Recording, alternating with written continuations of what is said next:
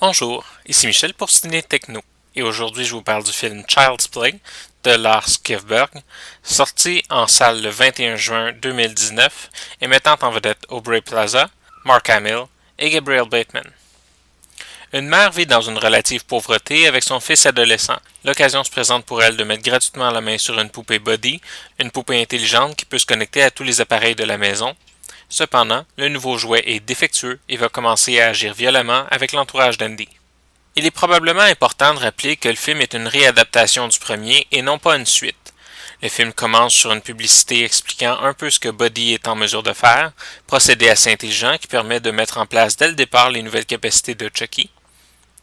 Cependant, on passe presque tout de suite à l'usine de fabrication au Vietnam où un employé mécontent va retirer les protocoles de sécurité sur une poupée. La prémisse du film est un ridicule à se taper la tête sur les murs, quelque chose qu'on a déjà vu en fait dans un Treehouse of Horror dans un épisode de Simpsons. C'est le genre de début qui aurait peut-être été plus adéquat dans les années 90 qu'aujourd'hui. Le problème est que l'aura de la prémisse va teinter le reste du film qui malgré tout a beaucoup de qualités. Premièrement, notons les personnages diversifiés et très bien développés, surtout pour le genre de l'horreur. La bande d'enfants a une belle personnalité, on croit vraiment à la mère d'Andy et à Andy lui-même, le policier et sa mère sont très sympathiques. Le seul personnage un peu vide est le beau-père un peu trop unidimensionnel.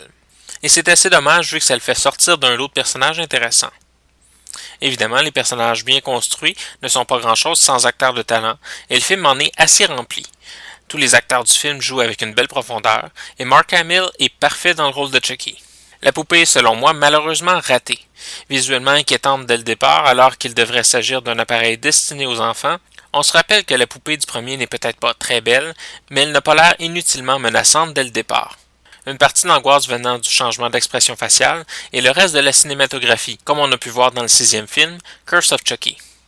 De plus, on rate un peu le concept du jouet. Buddy est une poupée qui sert de compagnon pour les enfants, mais il peut autant s'adapter à la routine de celui-ci que de contrôler la température de l'appartement, appeler et conduire une voiture ou servir de caméra de surveillance. Bref, Buddy c'est l'ultime appareil, celui qui fait tout, un peu trop tout, et on sent que ça joue sur le sentiment de facilité du film.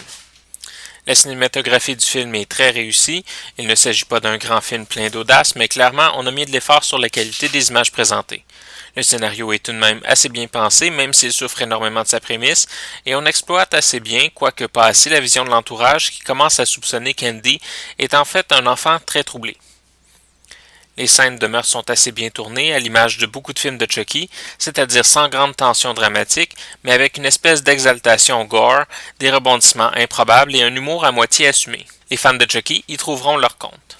En conclusion, je dirais que Child's Play est un film qui se tire malheureusement dans le pied dès le début, mais qui fait de son mieux par la suite pour donner un film amusant, un divertissement de qualité, mais toujours emboîtant un peu, jusqu'à une finale qui nous laisse un peu sur notre faim et qui aurait probablement profité à être un peu épurée ou en ajoutant des éléments surnaturels. C'est cependant un assez bon divertissement qui nous rappelle qu'il ne faut pas bouder son plaisir. C'était Michel, je vous remercie et bon visionnement.